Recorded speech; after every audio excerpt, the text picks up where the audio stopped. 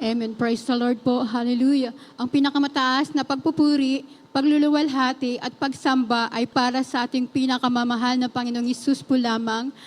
Dobleng paggalang at pagrespeto at patuloy na pag-aalaala sa ginintuang turo at aral ng ating dearly beloved Honorable Pastor Wildis Estrada Almeda and beloved Honorable Assistant Pastor Lina C. Almeda. Greetings all beloved Almeda family po. Hallelujah. Praise the Lord. At sa lahat po ng beloved preacher, beloved worker, beloved brethren po, baguhan man at datihan. Hallelujah. Praise the Lord. Narito po ako muli. Magpasalamat sa ating pinakamamahal na Panginoong Hesus kung paano po kami binago sa gawain na ito. Hallelujah. Year 1994 po kami na-saved. Sa dako po ng Marikina. Kami po ay may mga karamdaman. Ako po ay may mayroon po akong karamdaman sa migraine po, pananakit ng aking ulo. Madalas po ang pangangati ng aking balat. Andiyan rin po ang aking beloved mama. Mayroon po siyang UTI. Hallelujah. Dito po, Hallelujah, praise the Lord. Sa pangunit panalangin namin mating minamahal, ginagalang mala pastor, paglubog po namin sa tubig, pag-ahon po namin sa tubig, glory to God, hallelujah. Kami po pinagaling ng mahal na Panginoon. Lord, hallelujah, praise the Lord. Pasalamatan ko rin po ang mahal na Panginoon. Dati rin po kaming broken family. Maliit pa lamang po ako, nang iniwan po kami ng beloved tatay ko. Ngunit nang makilala po namin ang mahal na Panginoon, muli po ibinalik ang aming pong pamilya, binuo po ng mahal na Panginoon. Hallelujah, praise the Lord. Patotoo ko rin po sa mahal na Panginoon, year 1998 po, nang ako po'y magdalang tao, lang aking second baby. Hallelujah, praise the Lord. Ngunit ito po hindi po kalooban na, hallelujah, na mabuhay. Hallelujah, praise the Lord. Nagkaroon po ako ng pananakit ng aking tiyan, 6 months old, 6 months po yung aking tiyan. Nung time na yon, nagkaroon po ako na, sabi ko, ipahilot ko dahil sobrang sakit po talaga ng aking tiyan na yon. 6 months po yung baby ko na yan. Hallelujah. Pagdating po sa manghihilot, ang kinuha po ng kapitbahay namin, isang manghihilot sa Dakop, galing pong probinsya. Hindi ko po alam na meron po siyang tawag dito, yung mga black magic, as in sila tawag ng sanlibutan. Nung pinahilot niya po ako sa kapitbahay namin na dati po siyang ang manghihilot po talaga siya ng mga nagdadalang tao. Hindi ko po alam na hindi po ako hinilot ng ali na yan. Bagkus ako po'y kanyang binulungan sa bunbunan ko, sa ulo ko, na parang merong hinihila. Parang may hinihila siya sa parte ng bunbunan ko. Katapos po noon, sabi ko, nangihina na po yung katawan ko, sabi ko, umuwi na po ako dahil hindi niyo naman po ako hinilot. Nagkaroon po lang masamang pakiramdam ko ng time na yun, October 3 po yun, kaarawan ko po yun, hallelujah, praise the Lord. Dumating po sa bahay, pag uwi ko po sa bahay, nanghina po ang katawan ko, yung physical kong katawan. Pumunta pa ako ng aming CR, iniri ko po yung baby ko na yan, hallelujah. Hindi ko po alam kung bakit nairi ko yan. Sabi ko, malapit nun, bakit ganito yung nararamdaman ko? Napakabigat ang katawan ko, na parang meron siyang hinila sa bunbunan ko. Hallelujah.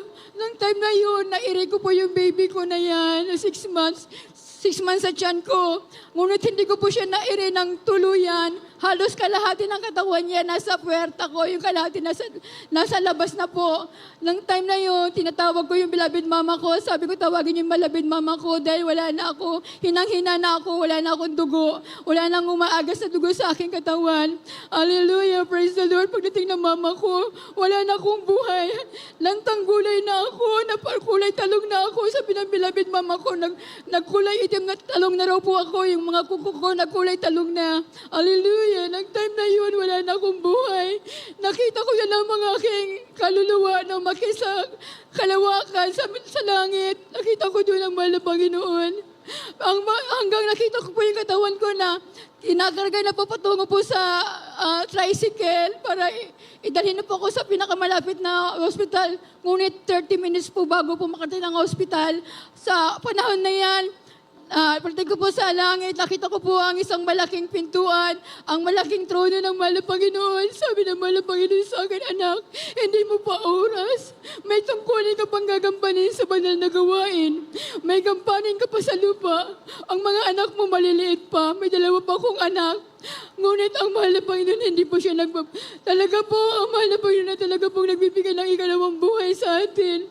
Nang time na yan, sabi ng beloved mama ko, nililihans daw niya ako. 3 beses niya ako nililihans. Ang demonyo ng kamatayan sa akin, inaalis ang mahal na Panginoon. Alam niyo po, sa 3 lihans ang beloved mama ko, bumulusok yung kaluluwa ko papunta sa aking katawan.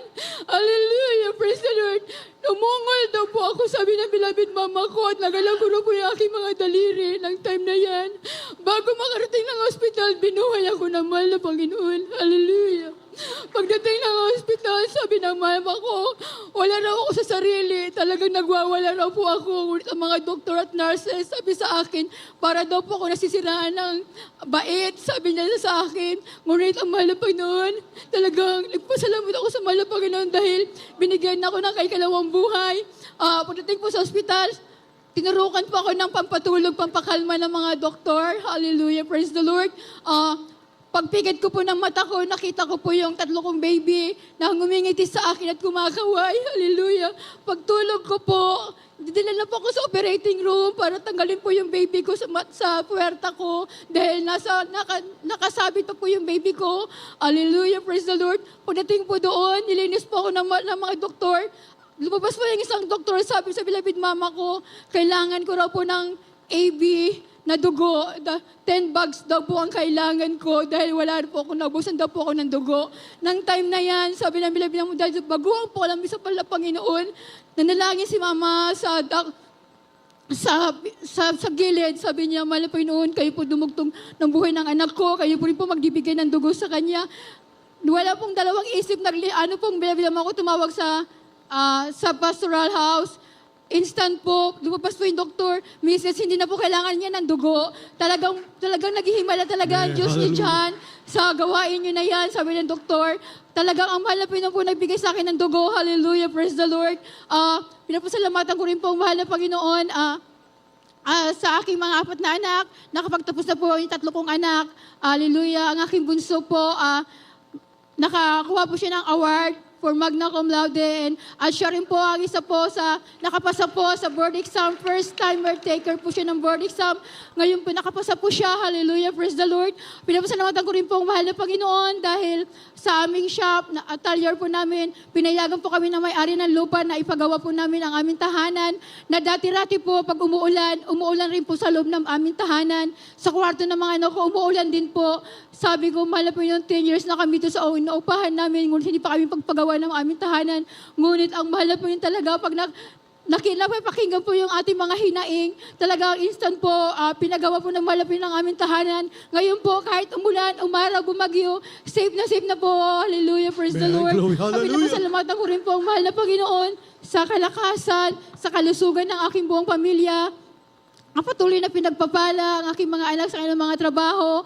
Ngayon din po, pinapasalamatan ko rin po ang mahal na Panginoon sa kalakasan ko. Mula po ng 25, nagkatrangkaso po ako, nagkaroon po ako ng binat. Ngunit ngayon, talagang instant, pinagaling na po ako ng mahal na Panginoon. Glory to Jesus. Hallelujah. Ang lahat ng kapurihan at pasasalamat. Tagis at pinakamamahal na Panginoong Jesus po lamang. Hallelujah. Praise the Lord. God bless you.